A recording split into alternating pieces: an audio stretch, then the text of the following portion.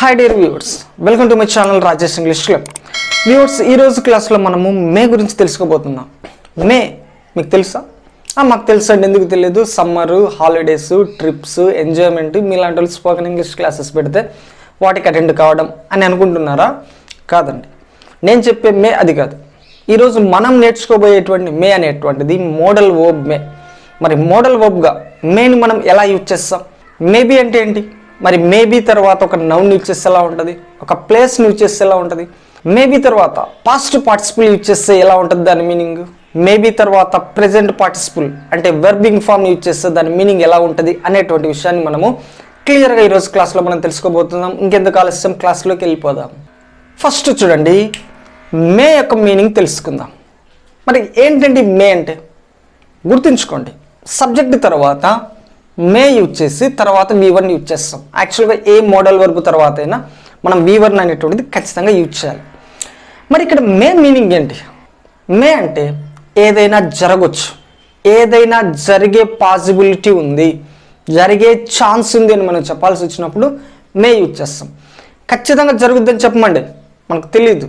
జరిగే ఛాన్స్ ఉంది, సిచ్యువేషన్ అలా ఉంది, జరిగే అవకాశం ఉంది, జరిగే పాసిబిలిటీ ఉంది అని మనం చెప్పేటప్పుడు మేని మనం మోడల్ వర్బ్ యూజ్ చేస్తాం. మళ్ళీ చెప్తున్నాను, సబ్జెక్ట్ తర్వాత మే యూజ్ చేయండి, మే తర్వాత V1 వర్బ్ ఇప్పుడు కూడా బేస్ ఫామ్లో ఉండాలి.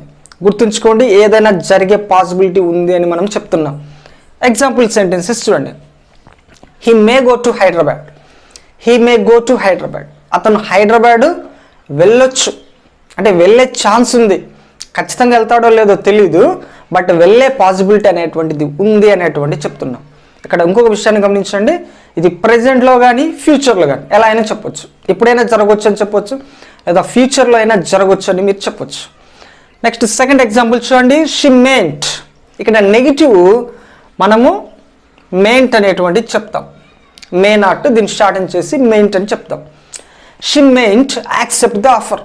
ఆమె ఆఫర్ని యాక్సెప్ట్ చేయకపోవచ్చు, చెయ్యదు అనేటువంటి పాసిబిలిటీ ఉంది, అంటే జరిగే ఛాన్స్ ఉంది, తను చేయకపోవచ్చు అనేటువంటి మీనింగ్లో మనం చెప్తున్నాం. She meant accept the offer. Next third example, it may happen again. అది మళ్ళీ జరగవచ్చు, అది మళ్ళీ జరిగేటువంటి ఛాన్స్ ఉంది. సో ఏదైనా జరిగేటువంటి పాసిబిలిటీ ఉంటే వాటన్నిటిని మనము విచ్చలవిడిగా మే యూజ్ చేసి సెంటెన్సెస్ చెప్పొచ్చు. నెక్స్ట్ సెకండ్ మన ఐటమ్ వచ్చేసి మేబీ. మేబీ అంటే ఉండొచ్చు, కావచ్చు. గుర్తుంచుకోండి ఈ రెండు మీనింగ్స్. మేబీ అంటే ఉండవచ్చు అని మనం చెప్పొచ్చు, కావచ్చు అని కూడా చెప్పొచ్చు అండి. సబ్జెక్ట్ తర్వాత మేబీ యూజ్ చేస్తాం. మేబీ తర్వాత నౌన్ అయినా రావచ్చు, ప్లేస్ అయినా రావచ్చు, లేదైనా క్వాలిటీ అయినా మనం చెప్పొచ్చు. మరి ఇవి వస్తే వాటి యొక్క మీనింగ్ ఎలా ఉంటుందో ఒకసారి జాగ్రత్తగా గమనించండి. సెంటెన్సెస్ ద్వారా మీకు ఇంకా క్లియర్గా అర్థమవుతుంది. ఇది గుర్తుంచుకోండి, మేబీ అంటే ఉండవచ్చు లేదా కావచ్చు. మరి ఎగ్జాంపుల్ చూడండి. First, she may be a doctor. She may be a doctor.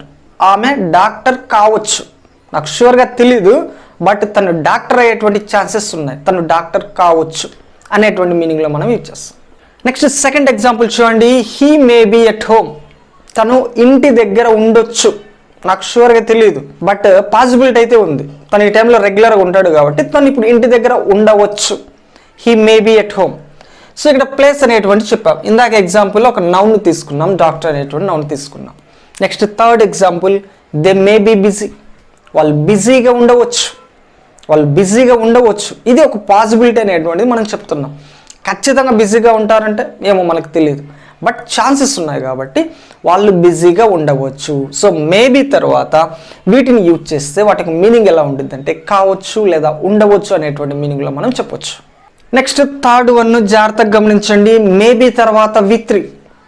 Maybe తర్వాత V3. సబ్జెక్ట్ తర్వాత మేబీ యూజ్ చేస్తాం, తర్వాత V3 అంటే పాస్ట్ పార్టిసిపుల్ చెప్తాం, అంటే వర్బ్ యొక్క థర్డ్ ఫామ్. వాటి యొక్క స్ట్రక్చర్ ఇలా ఉండిద్ది. మరి ఏంటి దీని మీనింగ్ అంటే జాగ్రత్త గుర్తుంచుకోండి. ఈ మేబీ తర్వాత V3 వచ్చిందంటే దీని అర్థం ఇది ఒక ప్యాసివ్ వాయిస్. సో ప్యాసివ్ వాయిస్లో సబ్జెక్ట్స్ యాక్షన్ డోట్స్ కాదు, యాక్షన్ రిసీవర్స్. సో యాక్షన్ అనేటువంటిది వీటికి జరగవచ్చు, అంటే సబ్జెక్ట్కి ఈ యాక్షన్ అనేటువంటిది జరిగే పరిస్థితి ఉంది, జరిగేటువంటి పాసిబిలిటీ ఉంది. ఏ యాక్షన్ అయితే ఇక్కడ మనం మాట్లాడుతున్నామో ఆ యాక్షన్ సబ్జెక్ట్కి జరగవచ్చు, సబ్జెక్ట్కి జరిగేటువంటి పాసిబిలిటీ ఉంది అని మనం చెప్పాల్సి వచ్చినప్పుడు మేబీ తర్వాత మనం V3 యూజ్ చేస్తాం. మరి ఎగ్జాంపుల్ సెంటెన్సెస్ చూడండి. He may be beaten, he may be beaten. ఇక్కడ తన డోర్ కాదండి, తన రిసీవర్, అంటే తనని కొట్టవచ్చు, తనను కొట్టవచ్చు. ప్యాసివ్ వాయిస్ గుర్తుంచుకోండి. ఇక్కడ మనం రాసేటువంటి సబ్జెక్ట్ రిసీవర్గా ఉంటుంది. తనని కొట్టవచ్చు అనేటువంటి మీనింగ్లో చెప్తాం. నెక్స్ట్ సెకండ్ ఎగ్జాంపుల్ చూడండి. She may be asked about it, she may be asked about it. ఆమెను దాని గురించి అడగవచ్చు, ఆమెను దాని గురించి అడగవచ్చు. ఇది ఆమెకు జరుగుతుందండి, ఆమెను దాని గురించి అడగవచ్చు అనేటువంటి మీనింగ్లో చెప్పవచ్చు. నెక్స్ట్ థర్డ్ ఎగ్జాంపుల్ చూద్దాం. They main to be supported, అంటే వాళ్ళను సపోర్ట్ చేయకపోవచ్చు, వాళ్ళను సపోర్ట్ చేయకపోవచ్చు, అంటే వాళ్ళకి ఇది జరగకపోవచ్చు, జరగకపోయే పాసిబిలిటీ, అంటే నెగిటివ్లో చెప్తున్నాం కదా. సో వాటిని మనం యూజ్ చేయొచ్చు. ఈ సెన్స్లో, ఈ మీనింగ్లో వాటిని మనం చెప్తాం. నెక్స్ట్ చూద్దాం. మేబీ తర్వాత V4 యూజ్ చేస్తే, V4 అంటే ఏంటండి? Verb plus ing form, V1 plus ing form, present participle అంటారు. అంటే సబ్జెక్ట్ ప్లస్ మేబీ ప్లస్ V4ని యూజ్ చేస్తే దాని మీనింగ్ ఏంటంటే ఏదైనా జరుగుతూ ఉండవచ్చు లేదా ఏదైనా చేస్తూ ఉండవచ్చు. ఖచ్చితంగా చేస్తున్నారని మనం చెప్పట్లేదండి. ఏదైనా చేస్తూ ఉండే లేదా జరుగుతూ ఉండే పాసిబిలిటీ అనేటువంటిది ఉంది అని మనం చెప్పాల్సి వచ్చినప్పుడు ఈ మీనింగ్లో మనం చెప్తాం. ఏ యాక్షన్ అయినా కానీ మీరు మే యూజ్ చేస్తే అది పాసిబిలిటీ ఉంది అనేటువంటి సెన్స్లో మనం చెప్తాం. మరి ఎగ్జాంపుల్ చూద్దాం. Rakesh may be coming here, అంటే రాకేష్ ఇక్కడికి వస్తూ ఉండవచ్చు అనేటువంటి దీని మీనింగ్. పాసిబిలిటీ ఉంది, జరుగుతూ ఉండే, అవుతూ ఉండే, చేస్తూ ఉండే పాసిబిలిటీ ఉందని చెప్పాల్సి వచ్చినప్పుడు యూజ్ చేస్తాం. నెక్స్ట్ సెకండ్ ఎగ్జాంపుల్ చూడండి. She may be writing exam now, తను ఎగ్జామ్ రాస్తూ ఉండవచ్చు, రాస్తూ ఉండే పాసిబిలిటీ ఉంది అని చెప్తున్నాం. Next third example. They may be playing cricket, వాళ్ళు క్రికెట్ ఆడుతూ ఉండవచ్చు, వాళ్ళు క్రికెట్ ఆడుతూ ఉండవచ్చు. సో ఇవ్వండి, జాగ్రత్తగా ఎక్స్ప్లెనేషన్ గుర్తుంచుకోండి, వాటిని సిచ్యువేషనల్గా యూజ్ చేయండి. కాబట్టి ఇదండి వీటికి సంబంధించినటువంటి క్లియర్ ఎక్స్ప్లెనేషన్. మరొక వీడియోలో కలుసుకుందాం. By by.